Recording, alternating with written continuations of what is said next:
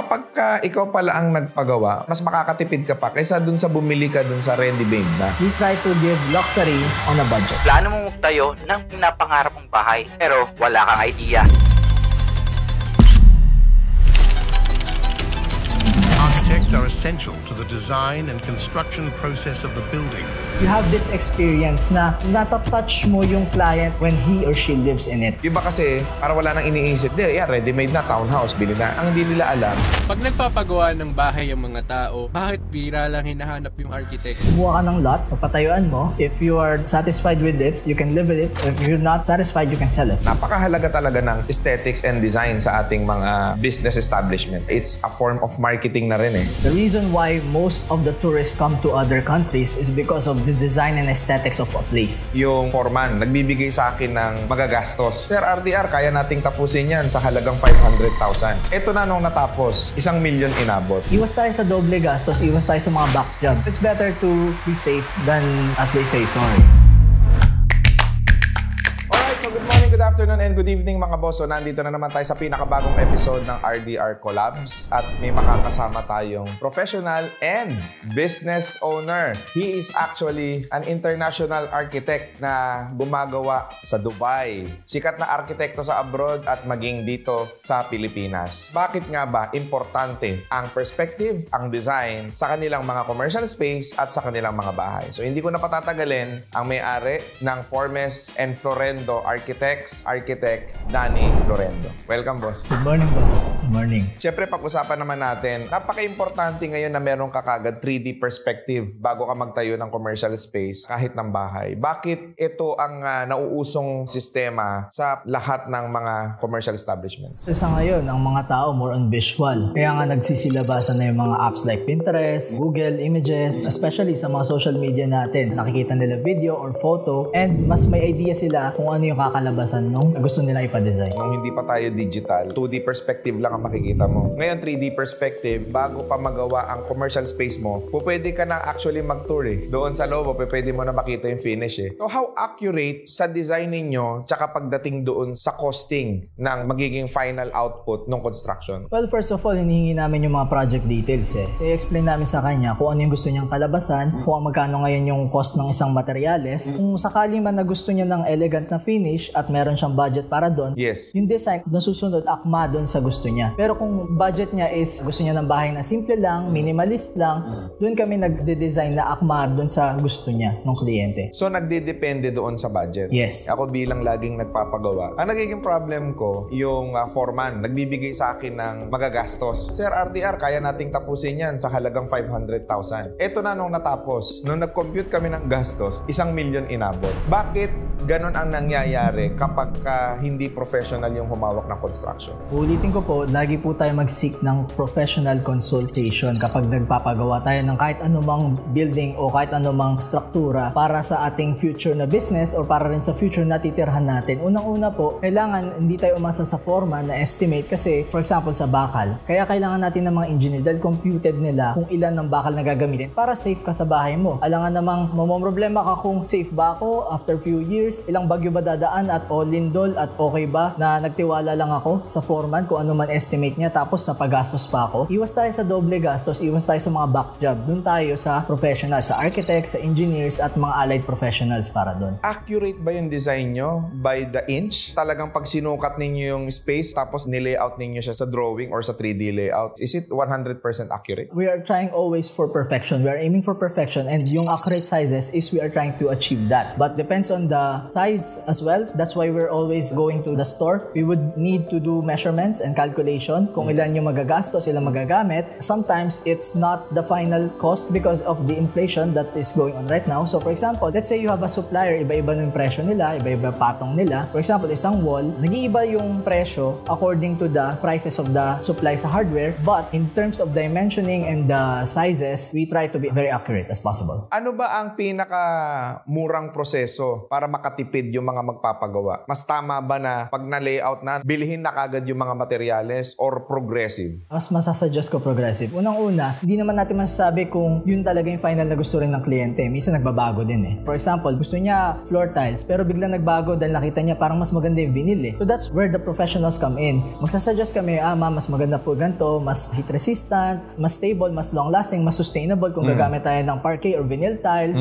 Naiintindihan ng kliyente na hindi pa rin ito final. So that's why mas maganda progressive. Unlike kapag bumili na ng bultuhan at biglang magkakaroon ng change order, magkakaroon ng additives and deductives at pag may additional, may cost implication yun. Gaano ka-importante na well-decorated and napakaganda ng aesthetic ng commercial space? The reason why most of the tourists come to other countries is because of the design and aesthetics of a place. For example, you go to Dubai, you see the Burj Khalifa, you see aesthetics everywhere. It doesn't mean that it's not functional in terms of structurality, because structural, we need the layout of the plumbing and the electrical, everything correlated to one. But architecture speaks for itself and the timeless of the design. Once you put it in a commercial space, everybody will visit it because of its design other than the business model that revolves around it. Especially nowadays that we are living in a digital age, halos lahat ng tao nagpipicture. Maganda yung background nila. Pag pinost nila to sa social media, it's a form of marketing na rin eh. Nakikita nila na, uy, halimbawa, bumisita sa isang restaurant, napakaganda ng aesthetics, ang ganda ng design. Minsan yun yung nakaka-attract eh. Dahil nag-post yung kaibigan natin sa IG, na interest tayo na parang maganda pumunta ron, naiinganyo tayo. So napakahalaga talaga ng aesthetics and design sa ating mga business establishment. At this day and age, gaano pa magiging ka-high-tech pagdating sa designing in the near future? Very technological advance na. From the country that I've been in, nakikita ko talaga na lahat nasa cellphone na. You can actually measure using your cell phone. You're gonna use the camera and AI is taking over actually. May AI na architect? Not AI architect. There's an AI websites and you put some Data. keywords or Yes. data. It will automatically show you a sample of the design sometimes, but it's not very accurate. That's why you need professionals like architects, because it is tailored according to your taste, not just to the modern real animation from the AI. Do you believe that in the near future, possibly na mawalan ng trabaho ang mga arkitekto dahil sa pag-advance ng technology? No. Why? Like I said, AI is just an artificial intelligence. It supports the idea, but in terms of the lineage of architecture since the old era, it's been there and it's gonna stay long-lasting. It's just gonna improve, but it's not gonna take over the design overall pagdating sa artificial intelligence. So kung meron kang i-flex na dinesignan mo, ano ito at paki-explain bakit ito ang, kumbaga,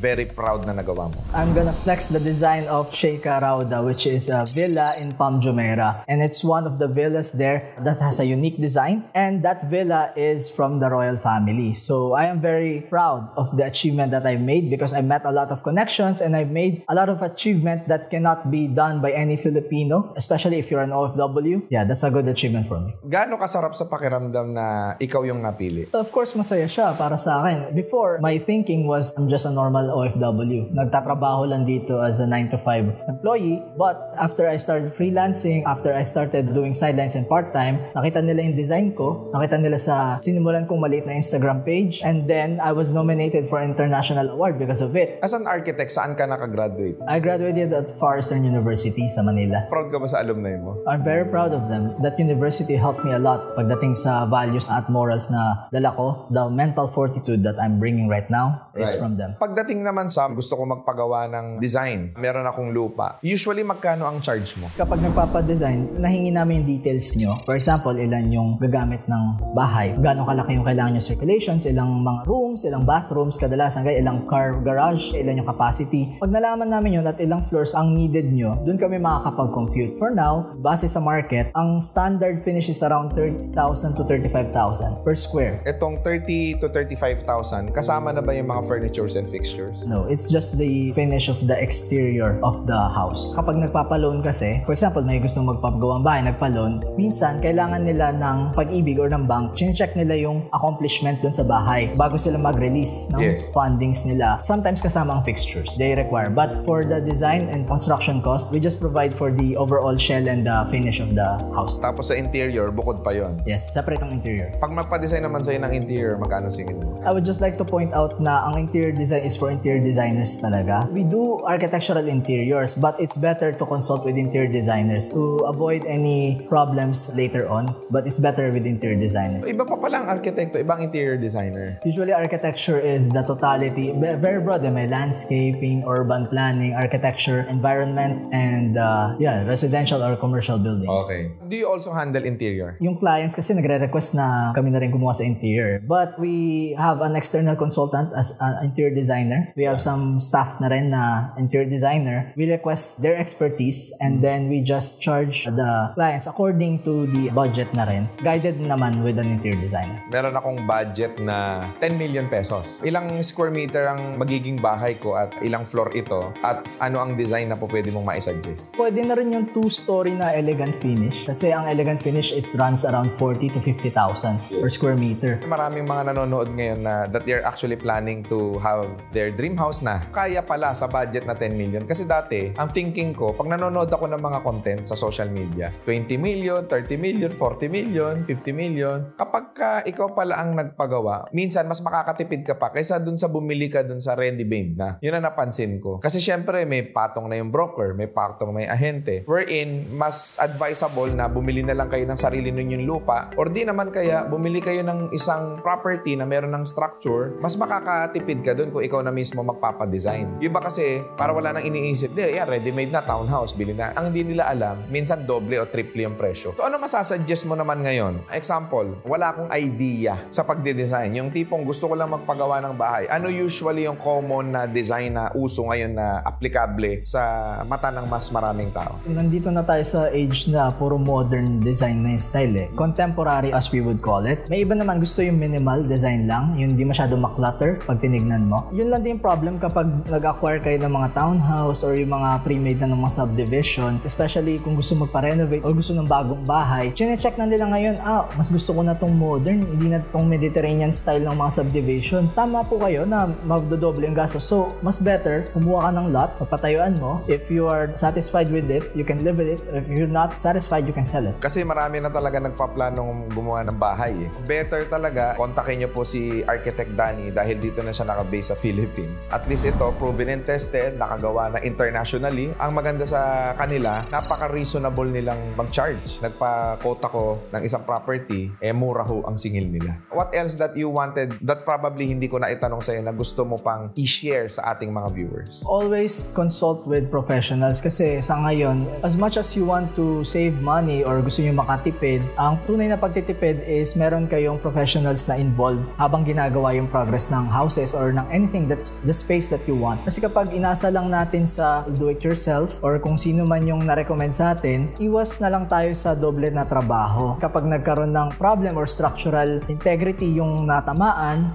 mapapagastos po tayo and hindi tayo safe. Alam nyo naman tong country natin na prone sa mga delubyo ng mga bagyo at lindol. It's better to be safe than, as they say, sorry. Total, nabanggit mo yung tungkol dyan sa acts of gods. How important na kailangan meron talagang professional na nag-handle ng construction ng property mo? Sa tagal ng pinag-aralan ng mga professionals na yan, for example, for us, architects, and 5 years. For us, nag-training pa kami before we get our licenses. Napaka-importante niya. If ever na magtanong kayo ng anything technical about anything related sa house or sa building construction, they know the answer because of the training and the experience and the knowledge of the technical things. May nakita kasi ako yung nag-trending ito na picture sa social media. Binuo nila yung hagdanan, pabaliktad yung baitang, yung mga ganon. Or kaya nagkadikit-dikit. May nakita naman ako yung CR naman ng banyo, gipit doon sa pinto. Kaya importante talaga may professional advice Ang question ko sa'yo is, since napakaraming arkitekto ngayon na available, na po pwede nilang paghingan ng advice, why is that ang Formes and Florendo ang po pwede nilang i-consider? Of course, yung practicality and knowledge na na-offer namin Like your project po, yung na-mention na pag-usapan natin before, we provide experience. Kasi architecture does not mean pag nagawa tong design, tayo lang natin yan Sometimes may careful planning and layout yan What we provide to our clients is mostly experience. Once you enter the door, there's this huge glass that you can see the courtyard, or there's this huge living room, there's this double height or high ceiling of the living and the dining. You have this experience na natatouch mo yung client when he or she lives in it. It's more of a home, not a house for your family to live in or for your kids to grow. Yun yung nabibigay namin experience. We try to give luxury on a budget. Luxury on a budget. Ayan, very good Architect, baka meron kang gustong i-promote, i-plug, batiin dito sa ating RDR Collabs. First of all, we just want to thank all the clients for the support. And also, we have a Kabahay Facebook community group where you can ask or share your ideas, your thoughts regarding your house. Maybe we can help, or other architects and designers can help. Me, Architect Danny and Dayan is also a Facebook group where we post a lot of our contents. And yeah, Formas Florendo Architects are main page for our designs. You can check that out to see very unique designs from all over the world. Abangan ninyo ha, magiging content creator na rin to si Architect Makakabahay. Ayan, so nandyan ang kanilang page sa ating description na nabanggit. Pwede na po kayong mag-follow, mag-subscribe sa kanilang mga channel. And kung wala pa kayong budget, at least meron kayong inspiration. Pwede na kayong mag-umpisa mangarap o pwede na ninyong umpisahan sa isip nyo yan at malay ninyo dumating yung oportunidad, kumita kayo ng malaki at maipatayo nyo na yung dream house ninyo. At para naman sa mga may budget na at ready na talaga kayo magpatayo ng inyong dream house at mga commercial spaces, ano pang inaantay ninyo? Kontakin nyo na ang Formes and Florendo Architects para sa inyong mga design and structural needs. With that, maraming